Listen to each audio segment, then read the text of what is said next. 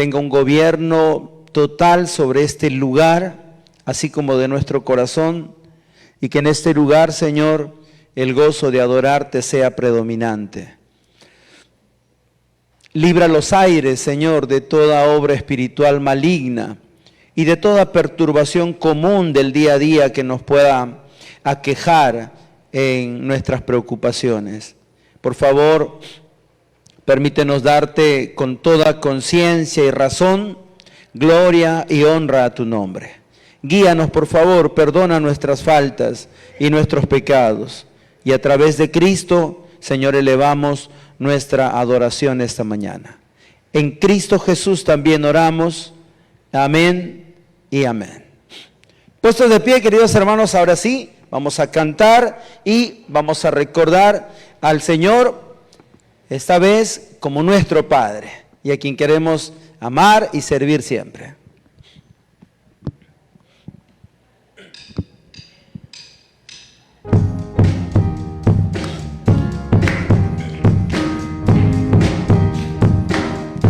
La mano paternal de Dios la vemos todos los días. El abrazo de compañía y su fidelidad también. Tu mano puedo ver en cada amanecer. Veo tu gloria en el color del mar. Llenas de luz mi ser en cada anochecer. Abro mi corazón. Alzo mis manos hacia ti, eres mi Padre, quiero servirte. Es sorprendente tu amor por mí, misericordia sin merecerla. Quiero gritarlo, oh, tu sorprendente amor por mí.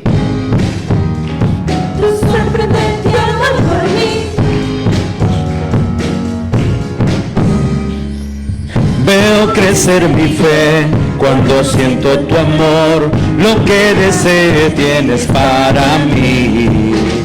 Estoy lleno de amor, de tu gracia sin fin, abro mi corazón.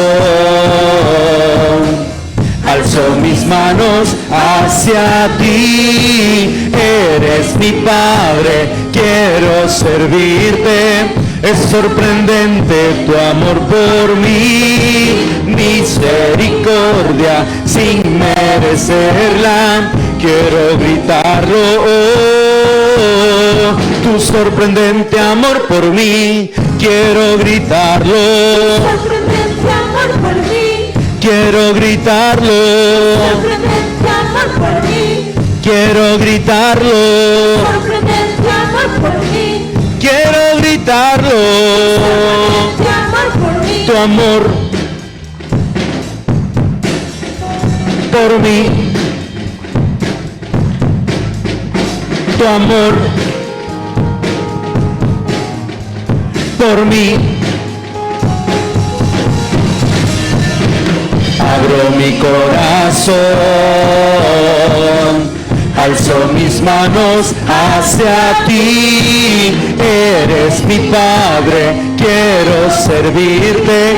Es sorprendente tu amor por mí, misericordia sin merecerla. Quiero gritarlo, oh, tu sorprendente amor por mí. Quiero gritarlo, tu sorprendente amor por mí. Quiero gritarlo, sorprendente amor por mí. Quiero gritarlo, sorprendente amor por mí. Quiero gritarlo, sorprendente amor por mí. Tu amor por mí, tu amor por mí. Tu amor. ¿Qué le parece el amor de Dios? Qué bueno, ¿no? Un amor de Padre, un amor que cuando llega la oscuridad nos hace esperar con seguridad que el día que viene traerá también la luz. Amén. Que después de los días de consuelo Él nos dirá que nuestro socorro y nuestro auxilio viene de arriba, ¿no? ¿A dónde miraré? ¿no?, a los montes, hacia lo alto, decía el salmista, ¿no? Alzaré mis ojos a los montes, porque de ahí vendrá mi justicia y mi auxilio y mi oportuno socorro. Amén. Así que cuando el rey David escribe o habla sobre la seguridad de Dios en las guerras, realmente está hablando de las guerras.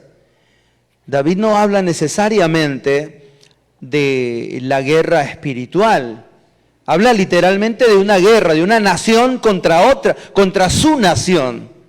Así que cuando cantemos esta canción, recordemos que David está hablando y está recordándonos esta canción en medio de dardos reales que se lanza contra ti, de ataques reales, de posibilidad de muerte y de una dura situación. Y no sé si a nosotros nos toque pasar alguna experiencia así tan literal. Sufrimos otro tipo de conflictos, ¿verdad? Espirituales muchas veces. También luchamos con la injusticia y la corrupción. Pero cuando cantemos esta canción recordemos, Dios es mi escudo, mi fortaleza. Aunque el enemigo lance dardos contra mí, yo puedo estar confiado y seguro en Él. El Señor es mi escudo y mi fortaleza.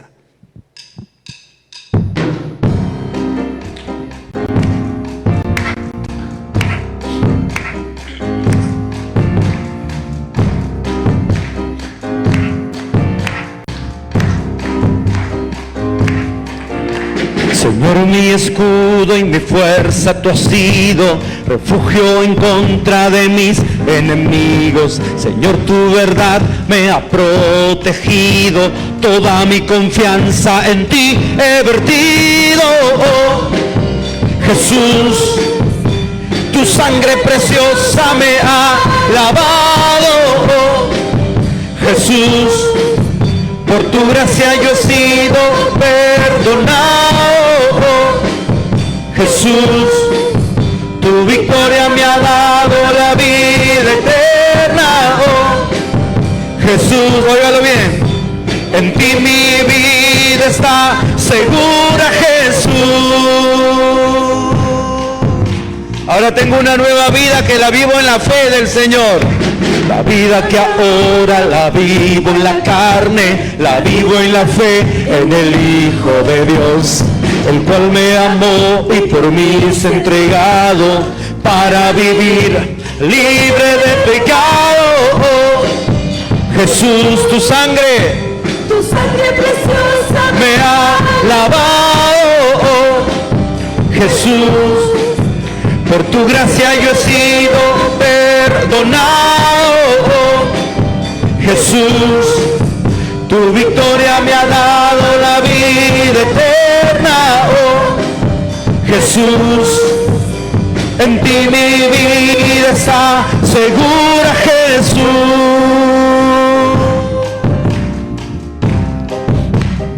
Vamos a repetir una vez más. Señor, eres mi escudo y mi fortaleza en tiempos difíciles.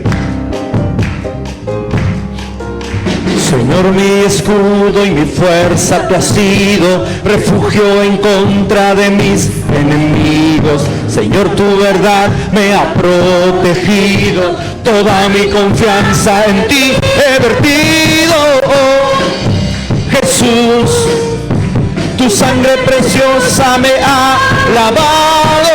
Oh, Jesús, por tu gracia yo he sido perdonado. Oh, Jesús, tu victoria me ha dado la vida eterna. Oh, Jesús, en ti mi vida está segura, Jesús.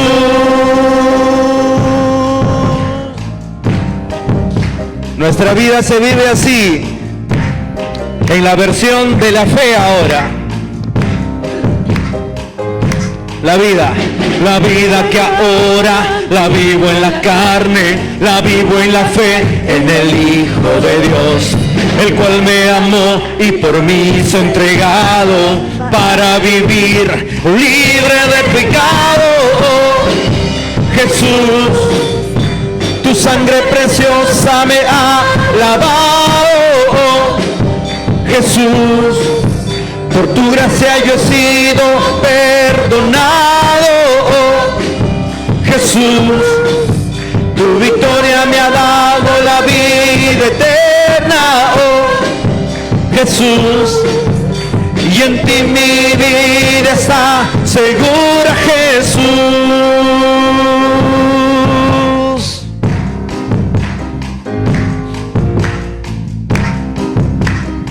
Así que cuando viene toda adversidad, toda oposición,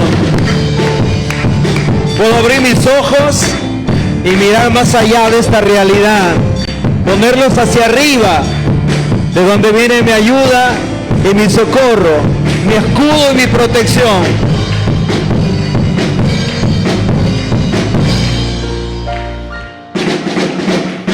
Oh, Jesús, tu sangre preciosa me ha lavado. Oh, Jesús, por tu gracia yo he sido perdonado. Oh, Jesús, tu victoria me ha dado la vida eterna, oh Jesús. En ti mi vida está segura, oh Jesús. Todos. Tu sangre preciosa me ha lavado, oh Jesús. Por tu gracia yo he sido perdonado, oh Jesús. Tu victoria me ha dado la vida eterna, oh Jesús. En ti mi vida está segura, oh Jesús. Tu sangre preciosa me ha lavado y me ha limpiado. Jesús. Tu victoria me ha dado la vida. Jesús. Tu victoria me ha dado la vida eterna, oh Jesús. Y en ti mi vida está segura, Jesús.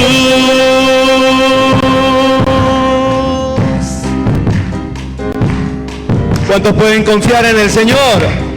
Amén.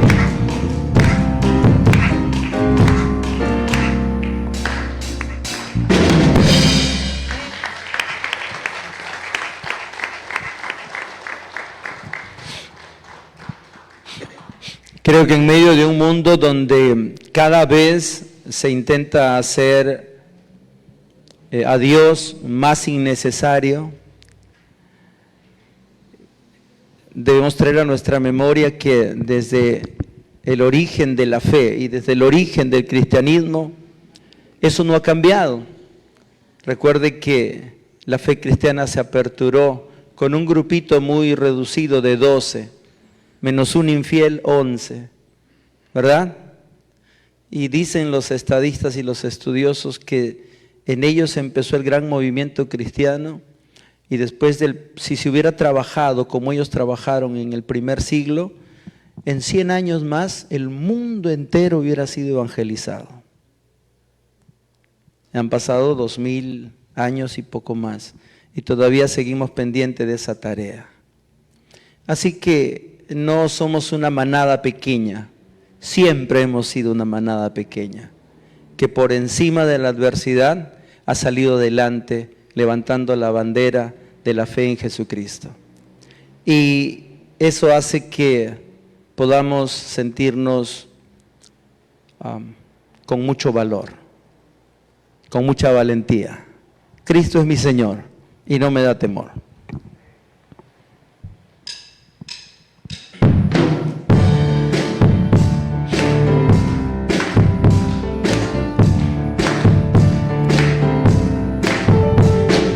Cristo es mi Señor, no me da temor declararle al mundo entero de su gran poder, en mi vida permitir que Él se deje ver. Cristo es mi Señor, dígalo.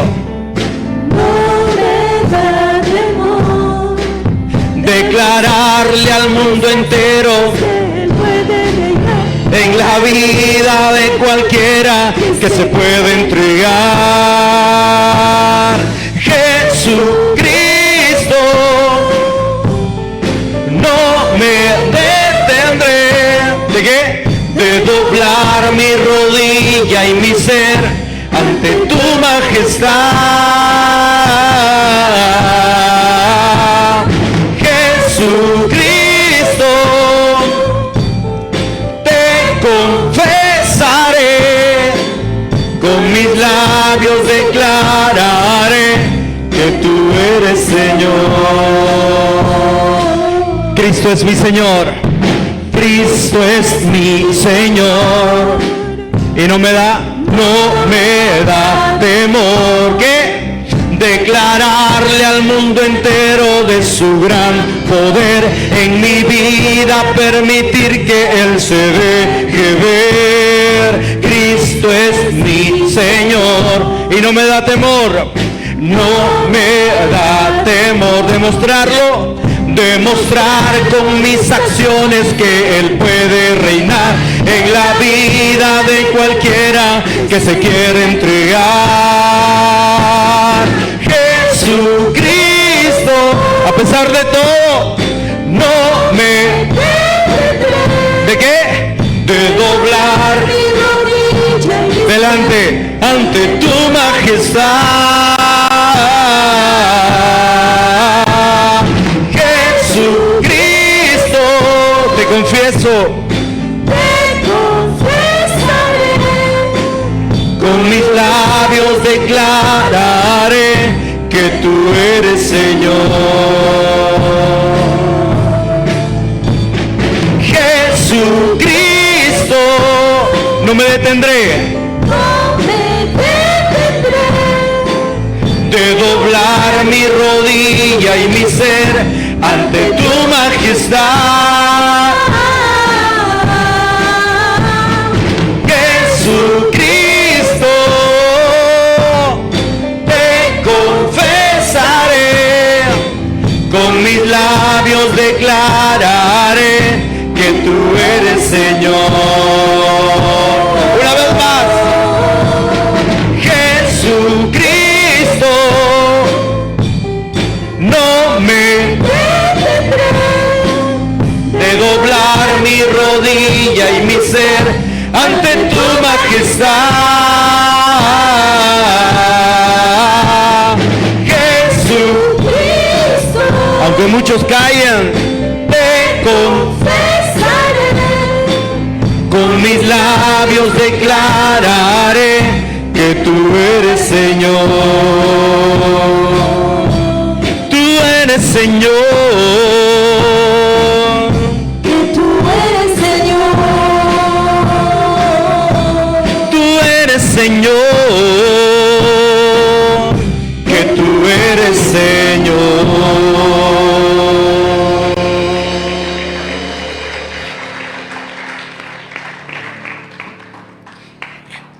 Qué bueno cantar con esta convicción que nos da el Espíritu Santo, ¿verdad? No me detendré ante la adversidad, no me iré para atrás, ¿no? Creo que hay un lindo testimonio que la iglesia puede recoger de familias enteras que viven sus vidas en el marco de la fe, y cómo no solamente las familias de fe, creo, sino las familias en general, los padres sacan adelante a sus hijos con esfuerzo incondicional, ¿verdad? ¿Verdad? ¿Sí o no? A un jovencito varios jovencitos, en varias oportunidades debo decir, salieron de la universidad. Al salir de la universidad, varios me dijeron: pastor, empezamos a trabajar, qué chévere, estamos con un sueldo y qué bueno que ya estamos siendo muy cercanos a tener nuestra independencia. Pero después de 3 meses, 4 meses, cayeron en cuenta de cuán poco es el tiempo que han empezado a trabajar, y algunos se ponían mal porque, ¿y ahora esto es toda la vida? Y el trabajo es toda la vida, ¿sí o no? Empieza muy emotivo y a veces uno se cansa y se desgasta y dice: qué pesado es esto. Y hay momentos en los que las familias también se agotan. Pero ¿renuncia? No renuncia. Usted no renuncia por la provisión de sus hijos. Los muchachos no renuncian al desvelo por el logro de una carrera universitaria, ¿verdad? Cuando nos toca hablar de la fe, nos toca ser tan firmes también, y mucho más que eso. Como Pablo decía, ni que me falte comida en la mesa, ni que no tenga que vestir, ni aunque la lucha terrenal sea difícil y la lucha espiritual sea más todavía, no habrá nada que pueda separarme del amor de Dios, que es en Cristo Jesús.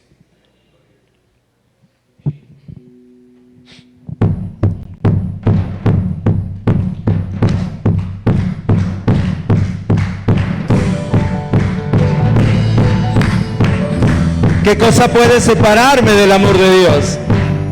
Nada ni nadie.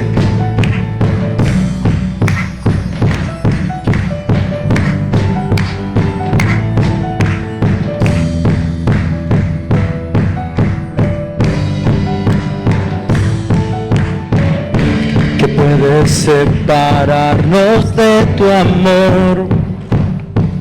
Podrá romperlo prueba o aflicción, podrá acusarnos la condenación contra el perdón que tu sangre nos dio. Y aunque el viaje largo es, yo triunfante cantaré. Nada en la tierra o en las alturas podrá arrancarnos de tu eterno amor, Señor.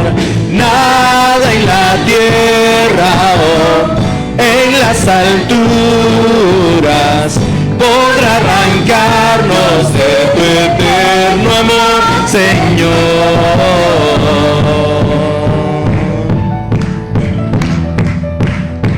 Qué confesión tan buena de fe, qué verdad tan segura, que puede separarnos de tu amor. Él ha vencido, venciste tú la muerte y su aguijón.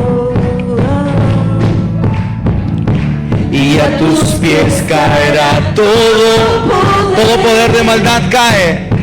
Tú gobiernas todo, eres fiel. Yeah. Y aunque dure mucho, y aunque el viaje largo es, yo triunfante cantaré. Nada en la tierra o en las alturas podrá arrancarnos de tu eterno amor, Señor.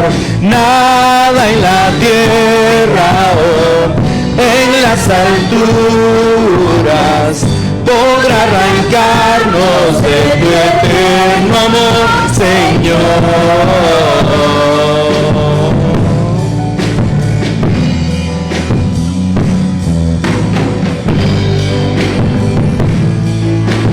Nada en la tierra o no podrá arrancarnos de tu eterno amor, Señor. Dos. Nada en la tierra o no podrá arrancarnos de tu eterno amor, Señor. Nada en la tierra o no podrá arrancarnos de tu eterno amor, Señor. Y nada en la tierra o no podrá arrancarnos de tu eterno amor, Señor. Nada en la tierra en las alturas podrá arrancarnos de tu eterno amor, Señor. Nada en la tierra o en las alturas podrá arrancarnos de tu eterno amor, Señor.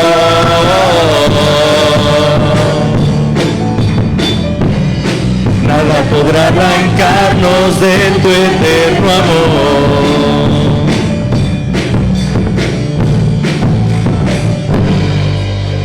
¡Qué bueno! Nada nos podrá separar del amor de Dios que es en Cristo Jesús. Por favor, vamos a tomar nuestros lugares y los siguientes minutos estaremos muy atentos a la reflexión de esta mañana. Esta vez está con nosotros el pastor Iván Morantes para compartirnos el sermón de este día.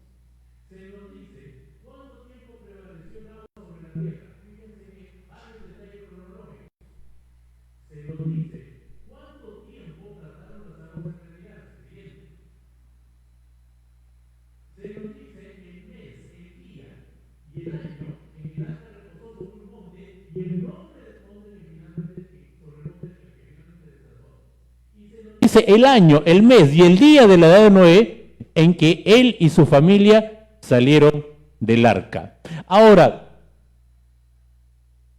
esto es completamente extraño en la narrativa simbólica de cualquier civilización. Ustedes pueden buscar, si quieren, las leyendas o tradiciones de pueblos antiguos. Usualmente, la narrativa simbólica nunca precisa lugares. Vamos por el tiempo, nunca precisa tiempo, ¿no? Dice un tiempo lejano, hace muchos años, hace tiempo atrás. ¿Se acuerdan cómo empezaban los cuentos de nuestra infancia? Había una vez, ¿no? ¿Cuándo? No sé, había una vez nomás, no sé. Tampoco se precisan los lugares. Aquí sí se precisan los lugares, ¿no? Se hablan de reinos lejanos, etcétera, etcétera, etcétera. Sin embargo, el autor del libro de Génesis se esfuerza en precisar todos estos datos, lo cual muestra un rigor histórico al momento de escribir. Detalles que serían completamente innecesarios si este fuera un relato simbólico, si en realidad nunca ocurrió. Pero aquí están los datos. Ahora, esto para concluir que el relato del libro de Génesis que nosotros encontramos es un relato que tiene rigor histórico, tiempo, lugares, detalles. Esto es ajeno a la narrativa simbólica. Vamos a la comprobabilidad del relato siguiente. Y vamos a utilizar un par de métodos para, ya metiéndonos en terreno pesado, vamos a utilizar un par de argumentos, entre muchos que podríamos usar, para ver la evidencia científica de que el diluvio evidentemente ocurrió. Primero, viendo los restos de fósiles en lugares inverosímiles y segundo, las rocas dobladas de los estratos. Ahora, una de las cosas más extraordinarias de la arqueología, esto todos ustedes lo saben, es de dominio público, etcétera, etcétera, es el descubrimiento de millones y millones y millones de fósiles de animales y plantas que nos hablan de una zoología y de una botánica que es ajena a nuestra experiencia, porque hemos visto que son animales o plantas que ya no existen. Pero es más extraordinario todavía que encontremos este tipo de fósiles en lugares donde supuestamente no deberían estar. Siguiente. Podemos encontrar, por ejemplo, fósiles marinos en las montañas más altas de nuestro planeta y podemos encontrar fósiles marinos en los lugares más secos del planeta, lo que evidencia que antes de, hace mucho tiempo atrás, estos lugares estuvieron sepultados bajo el mar. Podemos encontrar fósiles de animales marinos, por ejemplo, en la cima del Everest, que es la montaña más alta de nuestro planeta. También los podemos encontrar en el Himalaya. Podemos encontrar, esquina superior izquierda para ustedes, fósiles de animales marinos en los Alpes suizos. Podemos encontrar fósiles de animales marinos y animales acuáticos en el desierto del Sahara, esquina superior inferior izquierda, y podemos encontrar fósiles marinos en el lugar más seco del planeta, aquí cerquita nomás, en el desierto de Atacama en Chile, que es esto de aquí. Por cierto, que en el desierto de Atacama en Chile se han encontrado los fósiles más completos del temible megalodón, ¿no? Y ustedes ya saben qué cosa es el megalodón. Ahora, todo esto es evidencia de que en algún momento han habido cambios muy bruscos, muy violentos, ocurridos en el planeta acordes al relato que nosotros encontramos en el capítulo 7 del libro de Génesis. Porque el diluvio no es solamente agua cayendo desde el cielo, sino que es agua brotando desde la tierra a través de violentos movimientos tectónicos. El capítulo 7 del libro de Génesis, versículo 11, dice lo siguiente: en el año 600 de la vida de Noé, en el mes segundo, a los 17 días del mes, aquel día fueron rotas todas las fuentes del grande abismo. Es decir, hubieron una serie de fracturas en la tierra de dimensiones colosales que hicieron brotar agua desde abajo. Así que cuando hablemos del diluvio, hablemos agua que caía de arriba y agua que salía de abajo. Se señala que fueron rotas todas las fuentes del grande abismo. Movimientos tectónicos violentos y muy bruscos que hicieron aflorar las aguas subterráneas, pero que además de producir fracturas en la tierra, hicieron que muchos montes fueran sepultados y muchos lechos marinos terminaran aflorando. Lo que encontramos aquí atrás es consistente con el relato del Génesis. Pero hay algo más. Los fósiles son de naturaleza sedimentaria. Algunos de ustedes saben acá qué cosa es necesario, qué condiciones son necesarias para que se forme un fósil, ¿verdad? Para que se forme un fósil, el animal o el organismo, vamos a ver, el animal muerto, tiene que ser sepultado rápidamente. Si no, los carroñeros vienen, se lo comen y lo destrozan. Tienen que ser sepultados de manera rápida.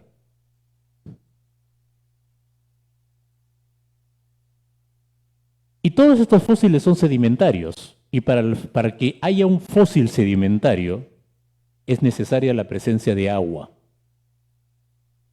Es decir, agua arrastrando lodo, cubriendo el organismo y sepultándolo rápidamente antes de que se descomponga. Esto está a lo largo de toda la Tierra y es consistente con una inundación como la que se nos da en los capítulos 7 y 8 del libro de Génesis. Podemos probar a través de la evidencia observable que la Tierra un día sufrió un cataclismo de magnitudes tremendas, que es lo que nos relata el libro de Génesis. Hay el otro argumento que es interesante, este de aquí. Si ustedes miran esta imagen, se van a dar cuenta de algo. Estas son las famosas capas sedimentarias que, según la geología tradicional, cada una de ellas se formó a lo largo de millones de años. Cada una de ellas sobre un periodo X de la historia, ¿no? Pero la teoría de que estas rocas se formaron en millones de años tiene un problema serio.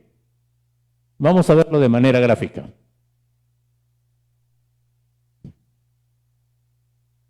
Acá hay una piedra. Nadie se duerma. ¿Alguno de ustedes puede doblar esta piedra? La piedra no se puede doblar, ¿no es cierto? Pero lo que nosotros vemos en estas líneas es que las piedras, las rocas, cada capa de roca está literalmente doblada. Es decir, que este movimiento y esta formación tuvieron que darse todavía cuando esto estaba blando. Una piedra demora mucho en endurecerse, centenares de años o miles de años. No es posible doblarla.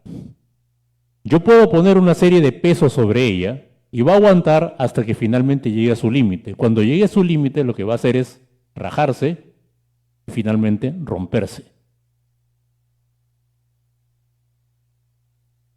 La roca entonces no se dobla, la roca se quiebra. Si estas capas hubiesen sido formadas en millones de años, lo que nosotros deberíamos esperar es que las rocas de abajo estén quebradas. Pero no están quebradas, están dobladas. Es decir, que esa forma se adquirió cuando todavía la piedra estaba en formación, la piedra estaba blanda. Y si ustedes se dan cuenta, además, los bordes son lisos. La piedra no es amorfa. Si usted se sube a un cerro, si usted va a un campo, va a ver que las piedras tienen diferentes formas, pero estas tienen bordes lisos, lo cual es conducente con que distintas capas de lodo y distintas capas de tierra fueron rápidamente puestas una detrás de otra a través de un movimiento hidráulico, cuando todavía la tierra estaba blanda.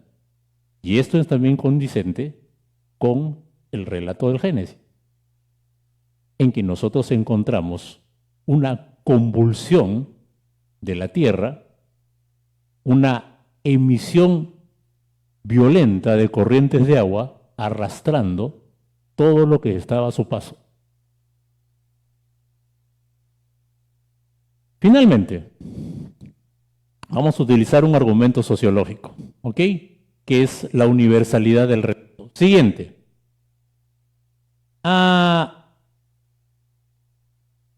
Cuando alguien quiere desacreditar el diluvio, lo primero que saca es, no, el diluvio es una copia de la epopeya de Gilgamesh que se escribió en Sumeria, que se escribió más o menos unos 400 años antes del Génesis. Pero ese es un argumento deshonesto. En primer lugar, porque la epopeya de Gilgamesh no es el único relato del diluvio que hay en Mesopotamia. Pero en segundo lugar, porque a lo largo del mundo hay más de 500 relatos del diluvio. De un diluvio de aguas que cubrió la tierra y que destruyó el mundo antiguo y acabó con la mayor parte de la humanidad. Y si uno se fija con atención en todos estos relatos, hay una constante. Un dios o dioses que están airados, una gran inundación, un hombre que es elegido para salvarse junto a un grupo de animales y una embarcación que los pone a salvo de la catástrofe. ¿Quieren revisar algunos conmigo? Vamos, siguiente. El relato europeo del diluvio es este. La leyenda de Deucalión. Este es un relato griego. Dice que pasada la edad de oro, interesante que los griegos reconocen que vive una edad de oro donde la gente vivía feliz, donde no había mal, donde no había pecado. Pero dice, pasada la edad de oro, Zeus decidió que los seres humanos se habían vuelto muy creídos y que era suficiente y que había que destruirlos. Es la intercesión de un hombre llamado Prometeo que hizo que un hombre llamado Deucalión y su esposa Pina, una pareja, sobrevivieran en un cofre, una nave, en el que juntamente con muchos animales sobrevivieran una inundación que duró 9 noches y 9 días hasta que el cofre descansó en un monte, en este caso el monte Parnaso. Siguiente. Vámonos a la India. En la India existe esta leyenda de los Puranas. La pictografía que tienen ahí obedece precisamente ese mito. Leyenda en la que un hombre llamado, un nombre medio raro, a ver si se puede leer, ¿cómo es? Satyavarata, ¿no? Si alguno quiere tener un hijo, ahí tiene un nombre para... Un hombre llamado así sobrevivió a una inundación que la tierra por 7 días en una embarcación que fue llevada por un gran pez a la tierra. Vámonos a África. Tanzania. En el momento del diluvio se cuenta que todos los ríos se desbordaron y dos hombres, avisados por los dioses, se juntaron semillas y animales en una embarcación que sobrevivió a la inundación. ¿Qué pasó después? Luego enviaron una paloma que regresó y después a un halcón que ya no volvió. Y entonces bajaron a tierra seca. Usted recuerda lo que hizo Noé, ¿no? Que mandó primero un cuervo y mandó una paloma. Bueno, acá hay una variante. Los chinos también tienen su propia leyenda del diluvio, hablando de un héroe llamado Fui, que es considerado por los chinos el padre de toda la humanidad, que sobrevivió al diluvio que cubrió la tierra junto con su mujer, y un detalle interesante, junto con su mujer, sus 3 hijos y sus 3 esposas. Vámonos a América. Siguiente. Los aztecas cuentan la leyenda de Tapi, un hombre piadoso al que el creador le dijo que construyera un barco en el que sobreviviría junto a su esposa y sus animales un diluvio que vendría. También los mayas tienen su propia leyenda del diluvio en el Popol Vuh. Seguimos en América, vamos más al norte. Siguiente. Los indios Ojibwe o los indios Chippewa de Minnesota tienen también su propia leyenda del diluvio. En sus tradiciones orales cuentan que Manitou, que es el dios creador, decidió realizar una purificación por medio del agua porque los hombres eran malos. Solo se salvaron unas pocas parejas en un barco lideradas por el héroe, acá tienen otro nombre bonito para sus hijos, Huayna-Puzhú. Y por cierto, los Sioux tienen también sus leyendas del diluvio, los Pieles Rojas tienen su leyenda del diluvio, etc. Acá nosotros tenemos nuestra propia leyenda del diluvio, los pueblos quechuas y los pueblos andinos. Porque se habla de una inundación que cubrió todo, menos el pico más alto donde había una cueva. Y en esa cueva se refugiaron 4 hermanos con sus 4 esposas y un conjunto de animales. Cuando el diluvio bajó, bajaron ellos con sus ganados, pero se dice cuenta que las llamas desde ese momento ya no quieren bajar a la costa, porque tienen miedo de las aguas. 4 hermanos, 4 esposas, 8 personas, igual que en el diluvio. ¿Ustedes recuerdan la leyenda de los hermanos Ayar? ¿Se acuerdan del colegio o no? ¿Se acuerdan de los hermanos Ayar? Bueno, el relato original de los hermanos Ayar comienza diciendo esto. Después del diluvio que cubrió las aguas, 4 hermanos con sus esposas bajaron de la cueva de Pacaritambo. La pregunta es la siguiente, estos pueblos nunca se conocieron, nunca tuvieron contacto entre sí. ¿Cómo es posible que todos ellos tengan el mismo recuerdo, con sus variantes, el mismo relato, si jamás tuvieron contacto entre sí? Nadie pudo copiar. La única respuesta razonable, desde el punto de vista sociológico, es que la humanidad primitiva, en un principio, guardó el recuerdo de un gran cataclismo que sacudió el mundo, y que en la medida que se fue dispersando y que el tiempo fue pasando, este recuerdo se fue distorsionando y aparecieron las distintas versiones que nosotros hemos visto acá y muchas otras más. Pero esto es evidencia de la historicidad y de la universalidad del diluvio. No hablamos de un cuento, no hablamos de un mito, hablamos de un evento que marcó la historia y el recuerdo de los hombres en la antigüedad. Y si el relato del diluvio es un hecho histórico, entonces debemos prestar atención a las lecciones espirituales que Dios nos da allí. Habiendo establecido esto, miremos a. Número 1, siguiente, causas del diluvio. La causa del diluvio es la maldad de los hombres. Si retrocedemos un poquito, en el capítulo 6 del libro del Génesis, versos del 5 al 6, dice lo siguiente: y vio Jehová la maldad de los hombres era mucha en la tierra, y que todo designio de los pensamientos del corazón de ellos era de continuo solamente el mal. Esto lo vimos la semana pasada. ¿Ok?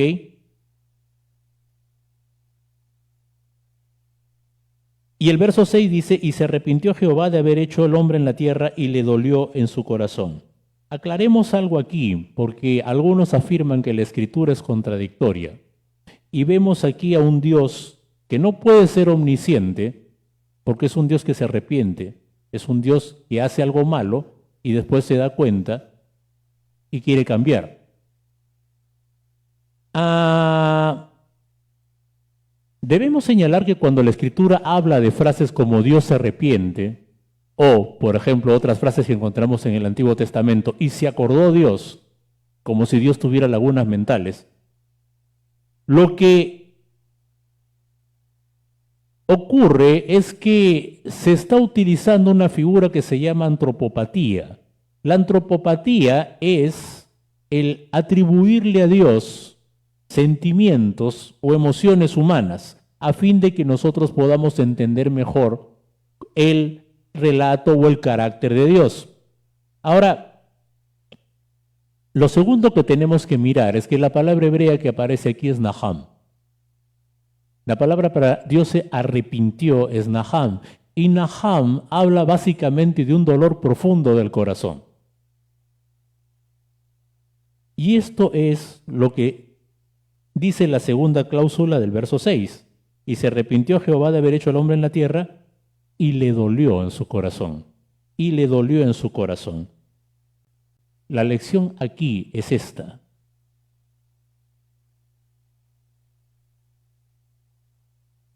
El pecado del hombre no le es indiferente a Dios. Su pecado o mi pecado no es indiferente a Dios. Dios experimenta dolor cuando usted y yo pecamos.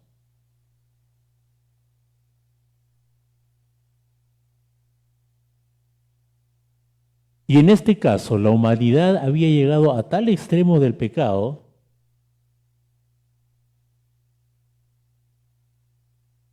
que el juicio, la sentencia sobre ellos se tornó irreversible, porque la ofensa al Señor había llegado a un punto que ya no se podía soportar. Siguiente. A la anterior. Esa, ¿no? Esa. El segundo texto es este. Y yo quiero que ustedes presten atención a lo que está en otro color. Dice, y miró Dios la tierra, y he aquí que la tierra estaba corrompida, porque toda carne había corrompido su camino sobre la tierra. Dijo pues Dios a Noé, ¿qué dijo? He decidido el fin de todo ser, porque la tierra está llena de violencia a causa de ellos, y aquí yo los destruiré con la tierra. Es interesante esa frase, he decidido el fin, porque Dios aparece interviniendo en la historia no como un protagonista más, no como un invitado, sino como el Señor de la historia que decide el curso de los acontecimientos y el fin de los tiempos. Muchos años más tarde, el profeta Daniel expresaría esta verdad cuando decía, Dios quita y pone reyes, Dios muda los tiempos y las edades. Dios es el Señor de la historia. Dios decide actuar con su mano poderosa y entonces la tierra tiembla. Déjenme decirles que la religión ha deformado la imagen de Dios. Pero en realidad, lo que más ha deformado el carácter de Dios es el cristianismo nominal. Sobre todo en los últimos años. Y lo ha deformado en cuanto a su carácter. Porque Dios aparece como un ser pusilánime que en el nombre del amor va a soportarlo absolutamente todo. No importa lo que yo haga acá porque Dios me entiende. No importa que yo haga esto porque el Señor me ama. Y al final, si el Señor me ama, va a aguantar.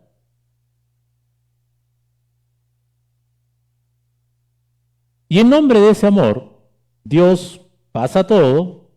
Y en nombre de ese amor, Dios nos va a recibir en gloria a todos. No hay nada más ajeno al mensaje de la Escritura que esto. Religión, cultura y la comodidad de una conciencia que no quiere rendir cuentas ante un Dios creador, ante su Señor, y esto es rebeldía, es lo que ha hecho que el carácter de Dios vaya siendo deformado. Se ha desdibujado intencionalmente a Dios. Y esto ha surgido no del mundo no cristiano, ha surgido dentro del ambiente de la cristiandad. Se ha intencionalmente desdibujado a Dios para hacerlo presentar como un padre o un abuelo complaciente. Los abuelos cuando vienen los nietos se les cae la baba, ¿no es cierto? ¿Hay abuelos acá, no? ¿No hay abuelos? Ah, sí hay abuelos, me están extrañando, ¿eh? Y a los nietos les permitimos hacer cosas que no les hemos permitido a los hijos, ¿no es cierto? Por eso los hijos nos miran serios a veces, ¿no? Y cuando yo hacía eso, mi papá, ¡pah! Y como si nada, jajaja. Bueno, pero hemos transformado el carácter de Dios a esto, ¿no? Dios es el abuelito que nos va a perdonar de todo y cuanta cosa hay. No es esto lo que vemos a lo largo de la Biblia. En la Biblia vemos un Dios santo y su santidad no tolera el pecado. Y vemos también un Dios justo y su justicia exige que el pecado sea juzgado porque el pecado es ante todo una afrenta a la santidad de Dios. Siguiente. Muchos años después del diluvio, 700 años antes de Cristo, el profeta Nahum, un hombre que Dios levantó para profetizar la destrucción del imperio asirio, otra vez Dios mostrando su señorío y su soberanía en la historia. Y 50 años antes de que esto ocurriera, Nahum escribió una profecía acerca de la caída de Nínive y la caída de este imperio malvado. Y una de las cosas con las que empieza su libro es la siguiente, esta afirmación que hace el Señor. No, déjala ahí. Jehová es tardo para la ira y grande en poder y no tendrá por inocente al culpable. 3 cláusulas tenemos aquí. 2 pueden ser muy atractivas para nuestros oídos, la tercera ya no tanto. Tardo para la ira, así es Dios. Grande en poder, así es Dios. Pero no tendrá por inocente al culpable, y así es Dios. Miremos de cerca cada una de estas partes. Dios es tardo para la ira, qué bonito. Dios es tardo para la ira. Su amor es el que hace posible que el hombre pecador no sea castigado de inmediato, sino que sea pacientemente soportado, entre tanto que Dios le va ofreciendo misericordia. Nosotros a veces nos hacemos una pregunta, ¿no? Pero ¿por qué Dios permite que fulano haga que mengano haga el otro? Piensen algo. Políticos corruptos, policías coimeros, asesinos, violadores, pero vamos bajando. Padres irresponsables, padres abusivos, esposos o esposas infieles, hijos ingratos y desobedientes, aquellos que asesinan a los bebés en el vientre, chismosos que andan sembrando rencillas por donde van. Recuerden esta lista, que puede ser más amplia. A estos, dice, Dios los soporta con paciencia. Dios no los aprueba, Dios no se complace, Dios los va soportando con paciencia. El apóstol Pedro expresa esta verdad en un pasaje donde justamente él hace alusión al diluvio universal. Y es el pasaje siguiente. Adelante. Dice, el Señor no retarda su promesa según algunos tienen por tardanza, sino que es paciente, no queriendo que ninguno perezca, sino que procedan todos al arrepentimiento. Observen que dice que Dios es paciente, no dice que Dios es complaciente. Dios es paciente y a todas las personas de la lista que hemos dado, policías, padres, etcétera, etcétera, etcétera, Dios les va dando oportunidad y oportunidad y oportunidad. Ahora, la segunda cláusula dice que Dios es grande en poder. El pueblo de Israel usualmente asociaba el poder de Dios a las grandes obras de salvación, como por ejemplo el Éxodo.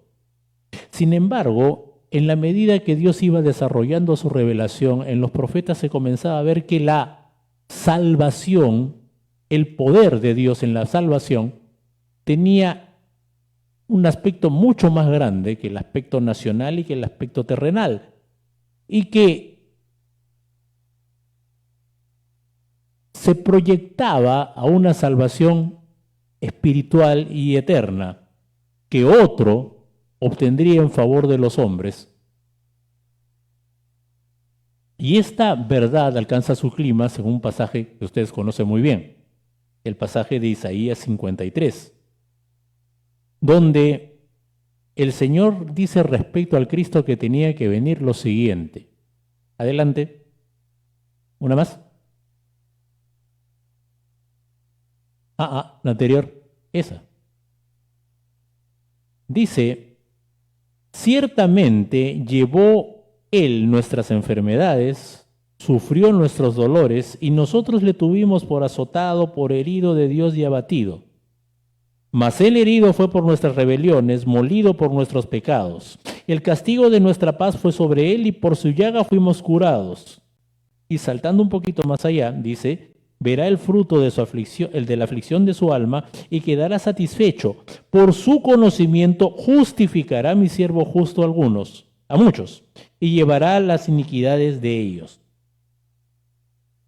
Dios es grande en poder y grande en poder para salvar. Y la mayor obra y la más poderosa que hizo en favor de los hombres fue la salvación que se nos ofrece, y el instrumento que usó para ello fue el instrumento más curioso y más extraño que la mente humana pudiera imaginar, es decir, una cruz. Para salvar a la humanidad que finalmente no aceptó el regalo de la salvación, Dios usó un instrumento extraño, un barco construido en tierra firme.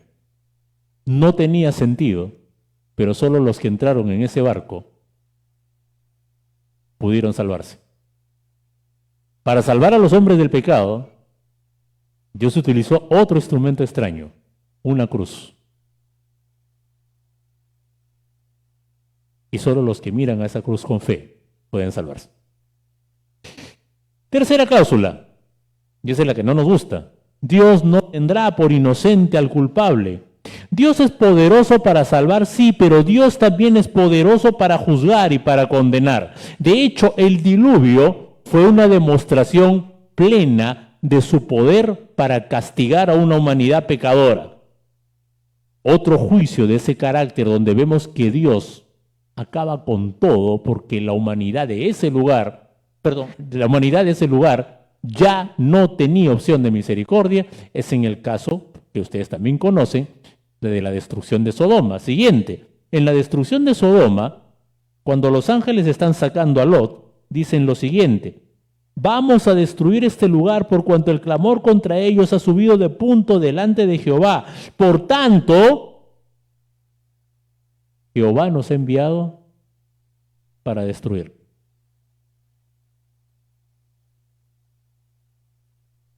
Hemos dicho que la paciencia de Dios, que es tardo para la ira, es la que frena el juicio sobre una humanidad pecadora. Pero la Escritura también dice, siguiente, uno más.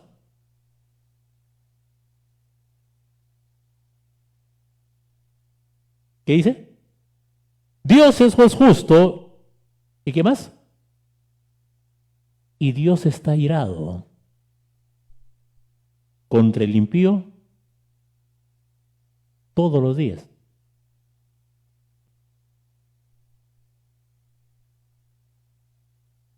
Por un lado, Dios soporta con paciencia al pecador mientras le ofrece redención.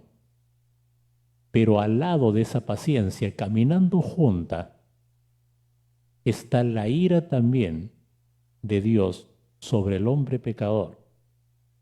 Y en tanto el hombre se esfuerce en rechazar la misericordia de Dios, lo único que queda es que la ira de Dios caiga sobre él.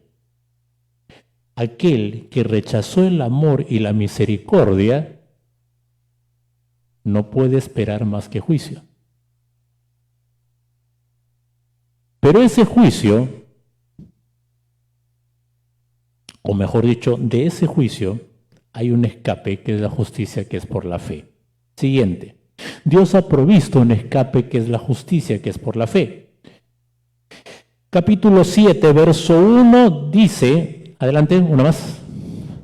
Dijo luego Jehová a Noé, entra tú y toda tu casa en el arca, porque a ti he visto justo delante de esta generación. A ti he visto justo delante de esta generación. Cuando en la Escritura se habla de la justicia, y más precisamente de la justicia que salva, no se habla de la justicia personal propia, inherente al ser humano. No se habla de su justicia y no se habla de mi justicia. De hecho, los religiosos del tiempo de Jesús pensaban que ellos eran justos y que no necesitaban arrepentimiento. Y esos justos, entre comillas, son los que se rebelaron contra su Cristo y lo llevaron a la cruz.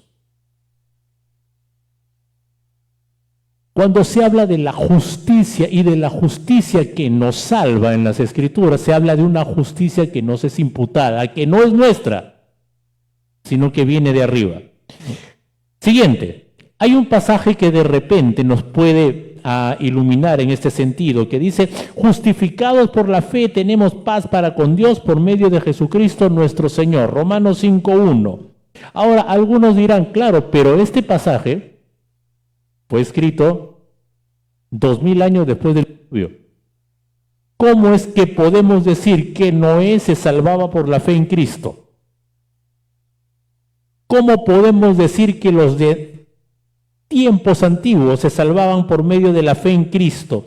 Ahora, hacernos esa pregunta implica no entender bien cómo es que Dios ha ofrecido su salvación y cómo esto opera en el corazón de los hombres. Y es que la salvación siempre ha sido por la fe.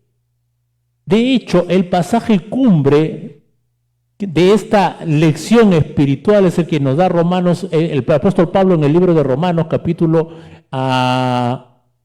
1, verso 17. Dice, porque el evangelio y la justicia de Dios... Perdón, hay un pasaje más.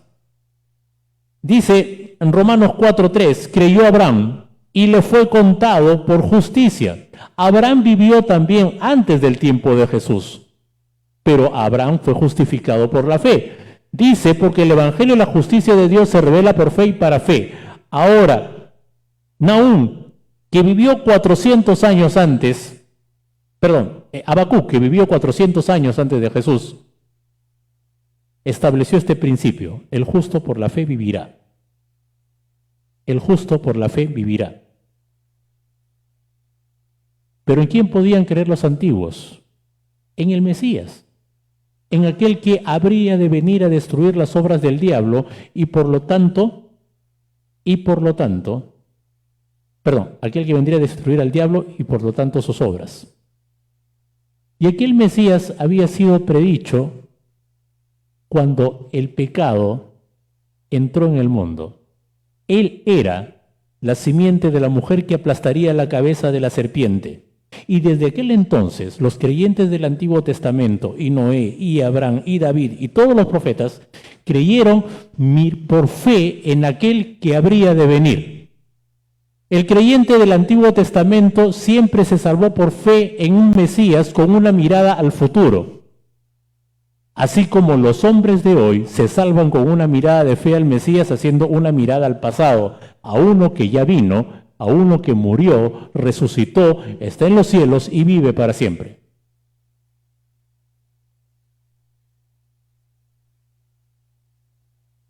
Ahora, el evangelio de la justicia se revela por fe y para fe. Como está escrito, el justo por la fe vivirá. Hay un detalle interesante en ese texto. La fe necesita revelación. La fe no nace de aquí. La fe no nace de aquí. Si bien es cierto, se necesita la razón y el corazón, pero no nace aquí. La fe implica una revelación, implica un conocimiento. La fe no es el producto de ritos religiosos, ni tradiciones, ni ceremonias, sino de una revelación que viene del propio Dios, dándose a conocer, porque la fe es por el oír y el oír es por la palabra de Dios. Y de ahí surge lo siguiente. En Hebreos 11:7 dice, por la fe cuando Noé fue advertido por Dios acerca de las cosas que aún no se veían, con temor preparó el arca en que su casa se salvase, y por esa fe condenó al mundo. Noten que Noé fue advertido. Noé escuchó algo. Noé escuchó a Dios diciéndole, sabes que he decidido el fin de toda carne. Prepárate un arca, vas a entrar tú y los animales. La palabra griega para advertido es muy interesante, es una palabra que se llama chrematisteis. Y chrematisteis implica una comunicación íntima, como cuando Dios te habla al oído.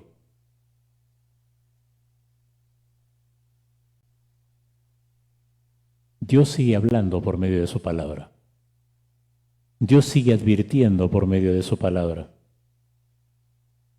Noé creyó en esa palabra.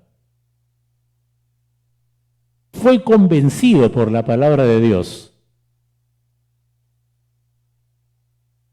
Guardó esa palabra en su corazón y actuó en conformidad a la palabra que él había creído. Y contra toda lógica, construyó un barco gigantesco en tierra firme y por esa fe te salvó del desastre. Vamos terminando. Siguiente. ¿Cuál es el mensaje de Dios en el mundo, para el mundo en el diluvio hoy? El mensaje de Dios en el diluvio para el mundo de hoy. 4 cosas. Siguiente. A. El diluvio es un hecho histórico que testifica el justo juicio de Dios sobre una humanidad que persevera en el pecado. Número 2. La maldad de los hombres o el pecado de los hombres, como vimos, no es indiferente al corazón de Dios. Número 3. Dios es soberano e interviene en la historia para poner fin a la maldad. Número 4. Dios ha provisto un medio de escape del juicio inminente sobre el mundo por medio del arrepentimiento y la fe. Cuando Noé finalmente pudo bajar del arca con los suyos, él edificó un altar y ahí ofreció un sacrificio que a Dios le pareció agradable. Eso está en el capítulo 8 del libro de Génesis, versos 20 al 21. Y después de que Noé ofrece este sacrificio, Dios vuelve a hablar y hace un pacto con Noé y con sus hijos. Y siendo que la humanidad empezaba de nuevo, hizo un pacto con nosotros, porque todos nosotros somos descendientes de Noé.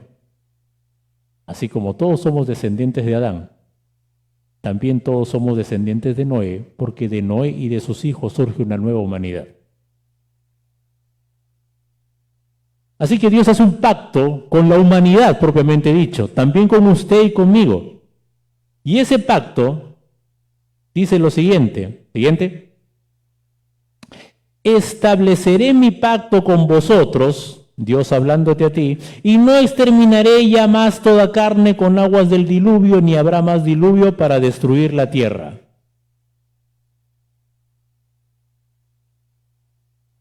¿Esto significa entonces que ya no habrá más juicio? No. 2 días antes de ser crucificado, Jesús enseñó a los suyos acerca de su retorno a esta tierra, acerca de su segunda venida, retorno que sería muy distinto a su primera venida en humildad para salvar y cumplir su obra redentora. Esta vez vendría en gloria como rey para juzgar a un mundo pecador. Esa segunda venida estaría precedida por una serie de juicios universales previos a un gran juicio final. Dios promete aquí que el mundo no será vuelto a destruir por medio de las aguas. Pero el apóstol Pedro, aproximadamente en el año 66, respondiendo a los incrédulos que se burlaban, diciéndole, mira, ya pasaron más de 30 años y tu Señor no ha regresado, Pedro escribe lo siguiente, adelante. Estos ignoran voluntariamente que en el tiempo antiguo fueron hechos por la palabra de Dios los cielos y la tierra que proviene del agua, y por el agua subsiste, por lo cual el mundo de entonces pereció anegado en agua, diluvio. Pero los cielos y la tierra que existen ahora, los que nosotros estamos viendo hoy, están reservados por la misma palabra, guardados para el fuego en el día del juicio y la perdición de los hombres impíos. Pero el día del Señor vendrá, Jesús vendrá. Vendrá como ladrón en la noche, en el cual los cielos pasarán con gran estruendo y los elementos ardiendo serán deshechos, y la tierra y las obras que en ella hay serán quemadas. Segunda de Pedro, capítulo 3, versos 5 a 7 y verso 10. No volverá a haber un diluvio de agua sobre la tierra, Dios es fiel. Pero esta tierra está reservada para ser destruida por fuego. Y a partir de ahí dar lugar a cielos nuevos y tierra nueva, como dice el libro de Apocalipsis. En la misma carta, en el capítulo 2, en el verso 5, Pedro habla de Noé como un pregonero de justicia. Él llevaba a la gente un mensaje que para su generación no era muy agradable. Era un mensaje de arrepentimiento para escapar de él. No era un mensaje suave. Noé no llamaba a la gente diciéndole, bueno, ¿sabes qué? Dios te ama. Esto es cierto. Dios no llamaba a la gente diciendo, ven porque Dios quiere arreglar tus problemas, ven porque Dios te quiere bendecir. No, ven al Señor, porque vas a morir si no lo haces. Ven al Señor, porque vas a morir si no lo haces. Terrenalmente y eternamente. Ven al Señor, porque como decía el salmista, la ira de Dios está sobre ti todos los días. Está por caer. Ven al Señor. Es más fácil llamar a las personas con un mensaje suave y con un mensaje delicado, pero el problema con esto, hermanos, es que privamos a la gente de conocer la verdadera razón por la cual tiene que venir a Jesucristo.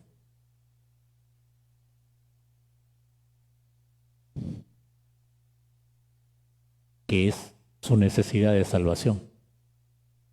Por eso es que muchos se acercan hoy a Cristo no con arrepentimiento por sus pecados, sino con la expectativa de algo que van a recibir.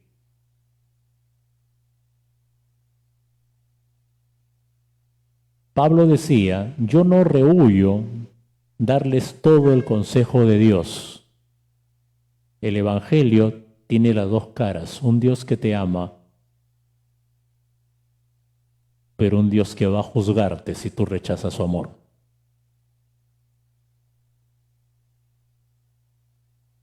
Últimamente esta parte nos la hemos metido al bolsillo y ya no la contamos. Y nos quedamos con que Dios te ama. El mensaje de Noé también contenía una esperanza. Ofreció una salida, un modo en que el mundo se arrepienta y entre al arca por medio de la salvación. Miren, hay un hombre llamado, bueno, no sé si vivirá todavía. Él es John, de nombre medio raro, John Goodmortimer. Y este hombre se puso a estudiar, pero desde una perspectiva científica, el asunto del diluvio, el asunto del arca. Y él sacó una conclusión interesante. El arca tenía una capacidad más o menos de 500 o 502 vagones de carga. Él decía, entraron 8 personas.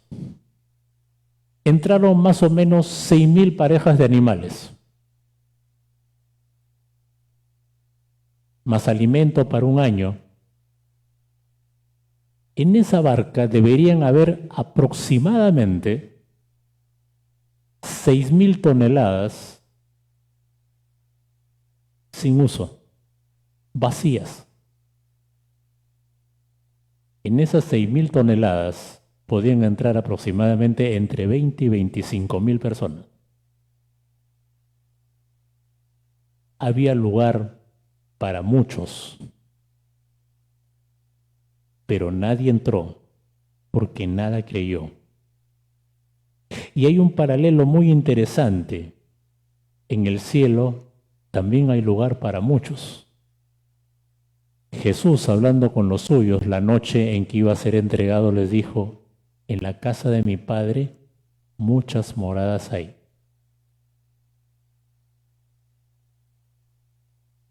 Hay lugar para todos los que quieran entrar, pero no todos entrarán, porque no todos creen en Jesucristo. Hay lugar para usted, hay lugar para mí.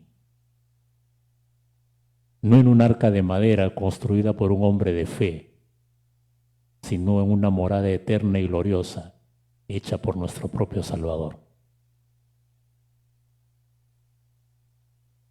Una morada con su nombre, que Dios le ofrece a todo aquel que cree en Él.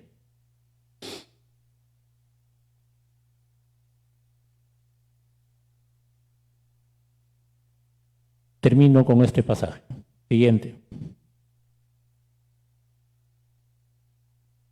No era pregonero de justicia. Y su mensaje no debió ser muy distinto a este,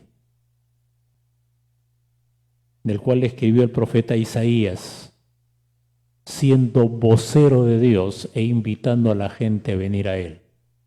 Y Él decía: abandone el impío su camino y el hombre inicuo su pensamiento, y vuélvase a Jehová, el cual tendrá de él misericordia, y al Dios nuestro, que será ¿qué?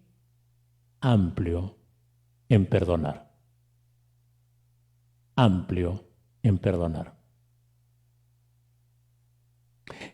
Amada Iglesia,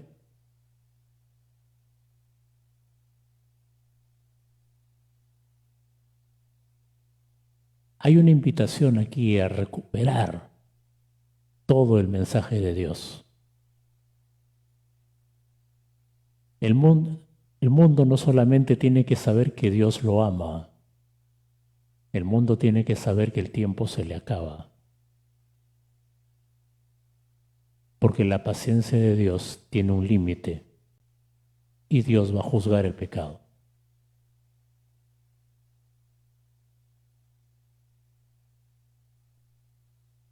Creémosle a la gente una verdadera necesidad de arrepentimiento para volverse a Dios. No para bendiciones terrenales, sino para salvación eterna. Y si hay alguien aquí que nos visita por primera vez, he aquí. El juicio viene.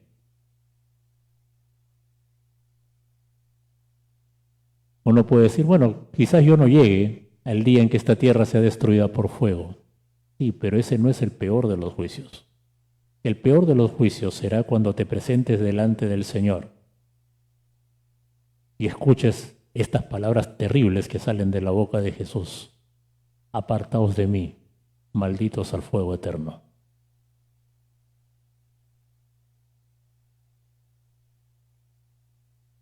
Pero Dios con paciencia viene soportando y ofreciendo su misericordia día tras día. Y así como en el arca había lugar para muchos, en el cielo también hay lugar para ti.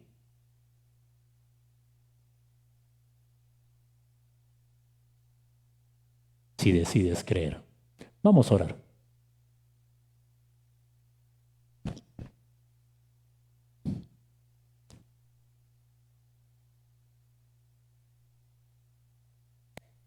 Yo no sé si esta mañana el Señor ha hablado a tu corazón de una manera muy particular y descubres que tienes la necesidad de volverte de corazón a Dios,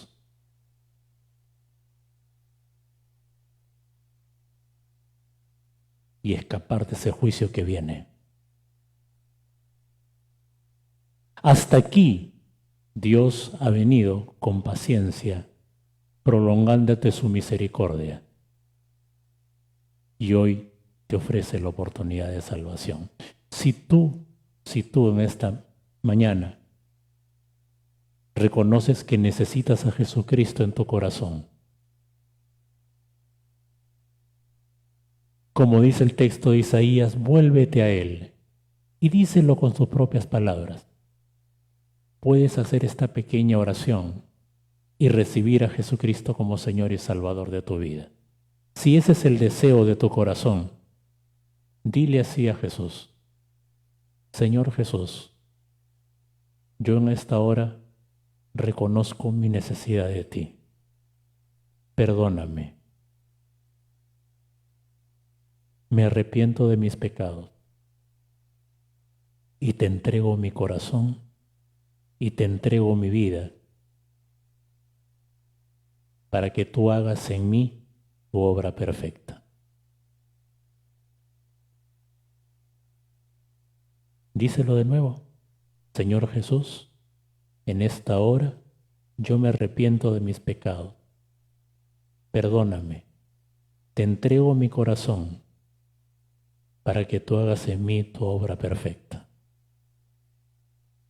En el nombre de Jesús.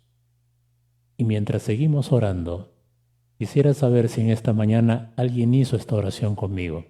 Si es así, permíteme por favor identificarte levantando tu mano.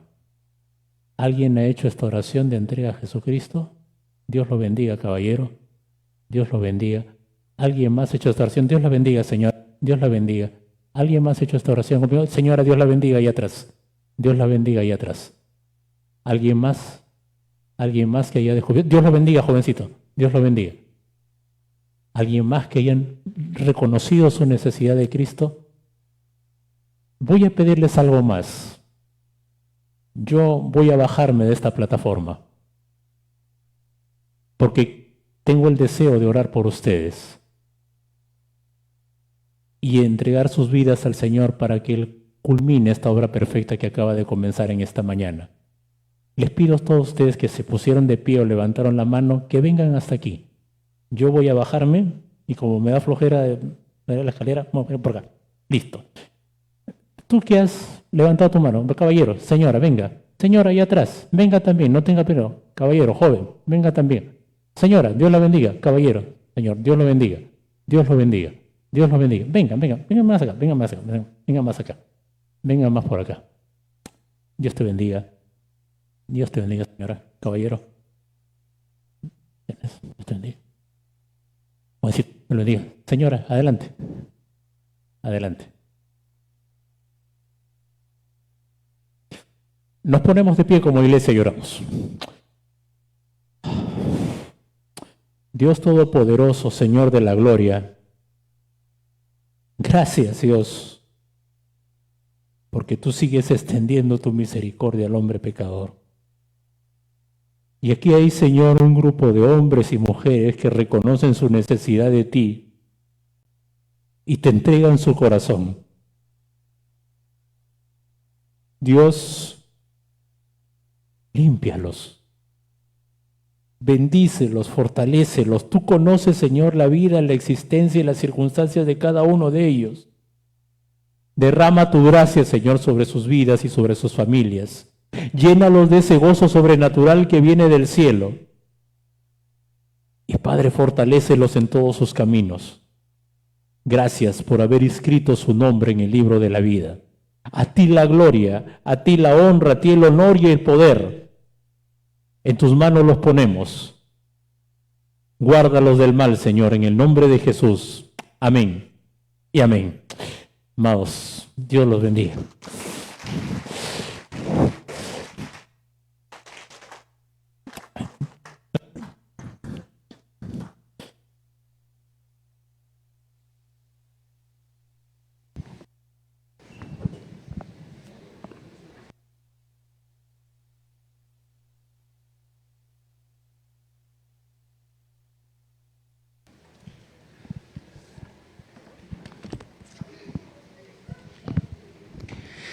Muy bien.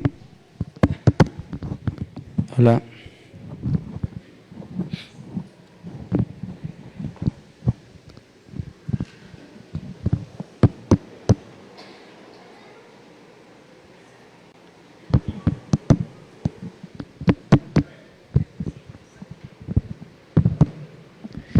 Muy bien, gracias Pastor Iván.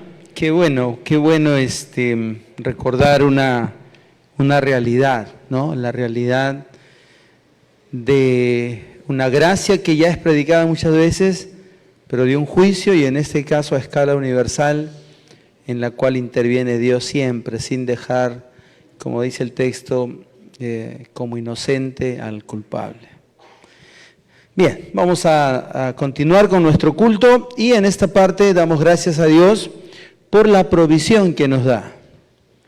Y alguno dirá, ha sido el mes más necesitado que he pasado. Entonces vamos a dar con fe de que Dios va a proveer. Porque Pablo enseña, antes de decir, todo lo puedo en Cristo que nos fortalece, es un texto que todo el mundo conoce, ¿no? Hasta los que no lo conocen lo imprimen y lo pegan en sus autos, en sus casas. Antes de decir, todo lo puedo en Cristo que me fortalece, Pablo ha dicho en ese mismo contexto, estoy enseñado en todo, he aprendido a tener abundancia, como también a padecer escasez. Y todo lo puedo en Cristo que me fortalece. ¿Se entiende? ¿Se entiende? No se trata de que la bendición es cuando lo tienes todo, porque si no Job no sería bendecido, ¿no? Bien, vamos a orar y dar gracias a Dios por lo que Él provee. Señor, te bendecimos y te damos gracias por todo lo que nos das y por aquellas cosas que esperamos con fe. Rogamos paciencia, rogamos esperanza y confianza. También te bendecimos por el esfuerzo que nos das en el trabajo y en el sustento para nuestras familias. Ahora reconocemos que todo te pertenece a ti. Y como dice tu palabra, de lo recibido de tu mano, te damos, traemos al altar nuestras ofrendas y nuestros diezmos, como todo voluntario de corazón. En el nombre de Jesús, amén. Amén. Nuestros hermanos van a pasar por sus lugares para recibir sus ofrendas.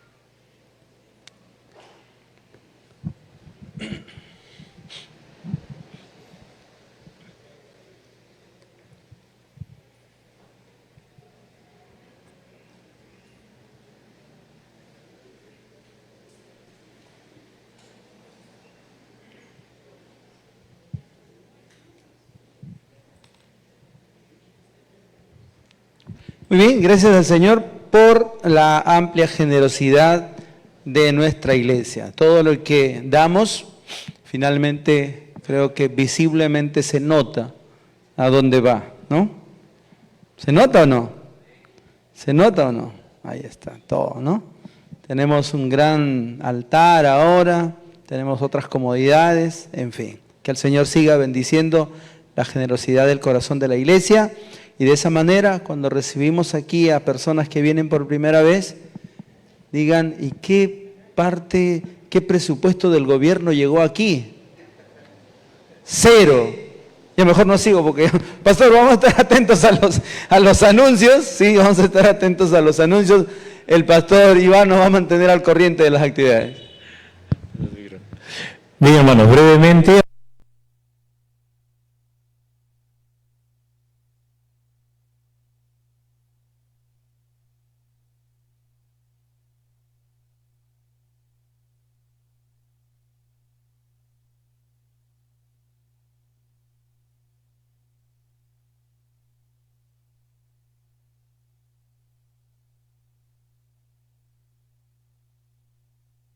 Y menores de 700, ¿ok?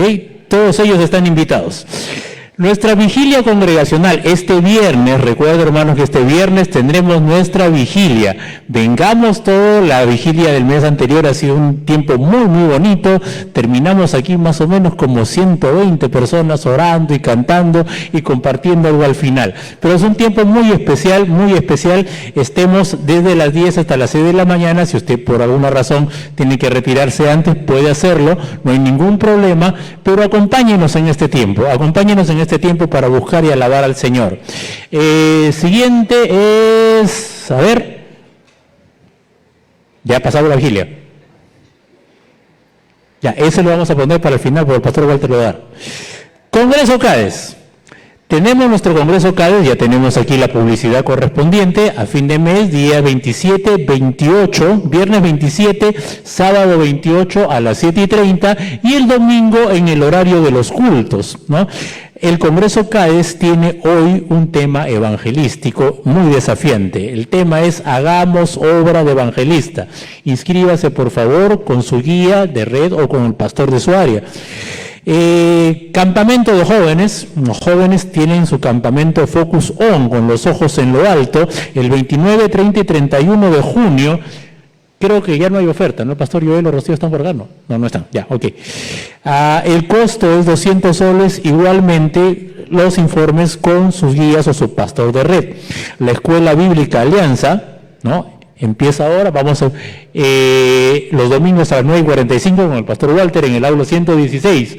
Estamos también ya empezando nuestro curso de Mi Nueva Alianza. Todos aquellos que desean bautizarse pueden entrar al mismo. Finalmente tenemos nuestros servicios que ustedes ya conocen los horarios: 8, 11 de la mañana, 6 de la tarde el día domingo, 7:30 el día jueves. Nuestra cafetería sigue funcionando. Si usted desea quedarse a almorzar hoy día aquí y le gusta la ensalada rusa y el arroz con pollo o el caucao, se puede quedar. ¿Okay? Hoy ese es el menú. Pastor Walter, adelante.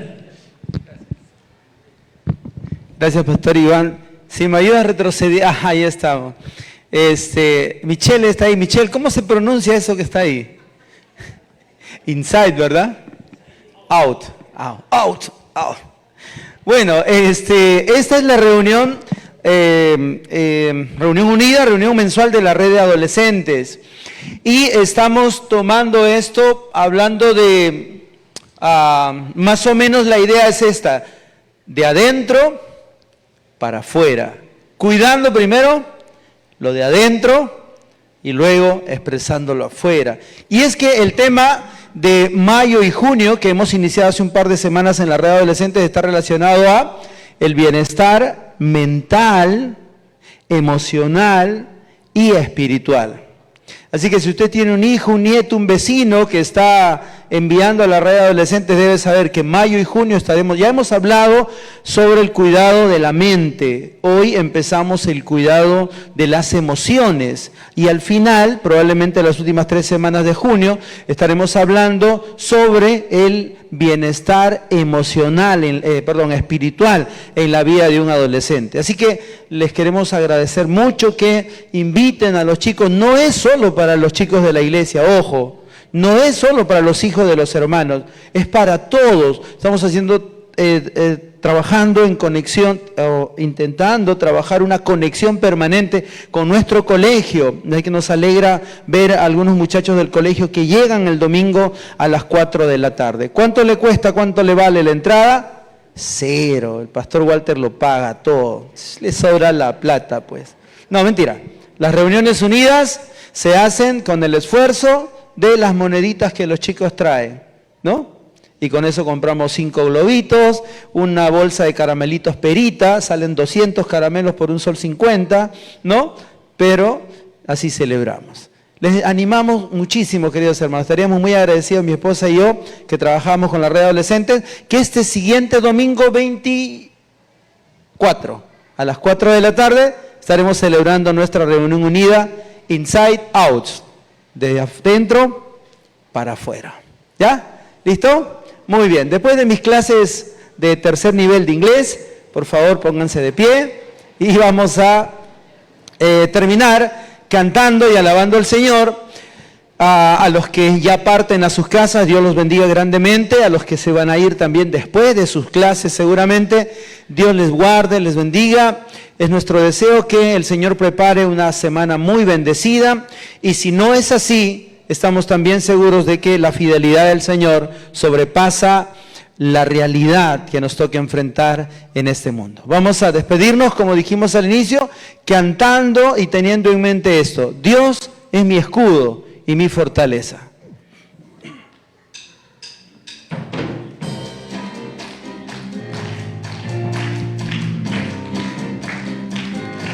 Señor, mi refugio y mi escudo en tiempos de dificultad has sido tú. Una vez más.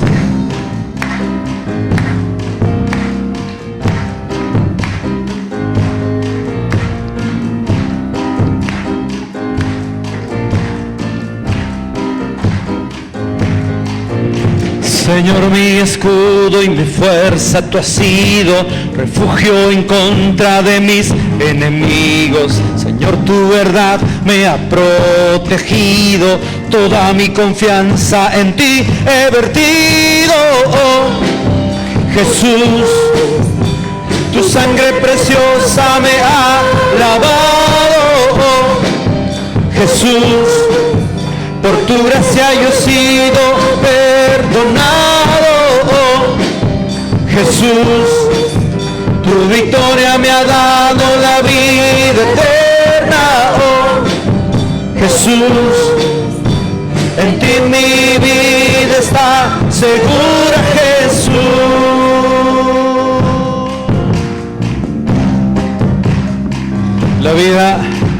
La vida que ahora la vivo en la carne, la vivo en la fe en el Hijo de Dios, el cual me amó y por mí se ha entregado para vivir libre de pecado. Oh, Jesús, tu sangre preciosa me ha lavado. Oh, Jesús, por tu gracia yo he sido perdonado. Jesús, tu victoria me ha dado la vida eterna. Oh, Jesús, en ti mi vida está segura, Jesús.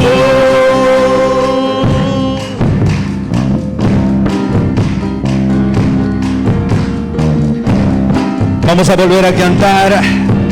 Mi escondedero y escudo y refugio es el Señor. Señor, mi escudo y mi fuerza tú has sido, refugio en contra de mis enemigos. Señor, tu verdad me ha protegido, toda mi confianza en ti he vertido. Oh, Jesús, tu sangre preciosa me ha lavado. Oh, Jesús, por tu gracia yo he sido perdonado. Oh, tu victoria en la cruz, Tu victoria me ha dado la vida eterna. Oh, Jesús, en ti mi vida está segura, Jesús. vamos a repetir que todo lo vivido hoy lo vivimos en la fe en el Señor. La vida que ahora la vivo en la carne, la vivo en la fe en el Hijo de Dios, el cual me amó y por mí se ha entregado para vivir todos libre de pecado. Oh, Jesús, tu sangre preciosa me ha lavado. Oh, Jesús, por tu gracia yo he sido perdonado. Jesús, tu victoria me ha dado la vida eterna. Oh, Jesús, en ti mi vida está segura, Jesús.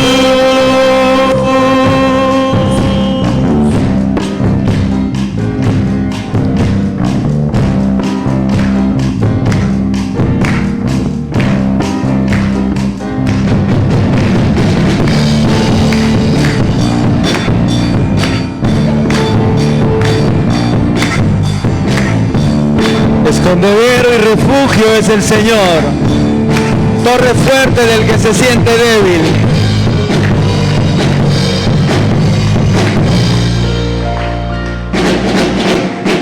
Oh Jesús, tu sangre preciosa me ha por tu gracia yo he sido perdonado. Jesús, tu victoria me ha dado la vida eterna. Jesús, mi vida está segura. Dos. Jesús, tu sangre preciosa me ha lavado. Jesús, por tu gracia yo he sido perdonado. ¡Qué bueno! Jesús, tu victoria me ha dado la vida eterna. Jesús, en ti mi vida está Segura, Jesús, tu sangre preciosa me ha lavado. Jesús, por tu gracia yo he sido perdonado. Jesús, tu victoria me ha dado la vida eterna. Jesús, en ti mi vida está segura, Jesús.